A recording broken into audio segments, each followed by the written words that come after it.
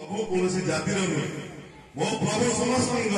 सबू जातिर सबू प्राणर सबू भाव सबू भक्ति जी भक्ति कला भाव कला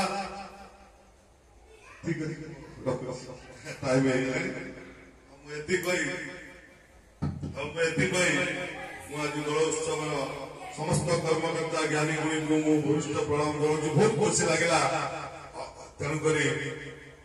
मोर वक्तव्य शेष कर त्रुटि थाए ज्ञानी गुणी और गुरुजन मैंने निज गुण क्षमा करेंगे प्रभु निकट प्रार्थना। बहुत धन्यवाद उत्तम बाबू को जहाँ संक्षेप से कथा व्यापक कथा तो कही से कही जो कथा बहुत बढ़िया कथा जोटा कि आपको शुणिले बहुत भल लगुच जोटा से कहते श्रोता मैंने तीन जन लोक दरकार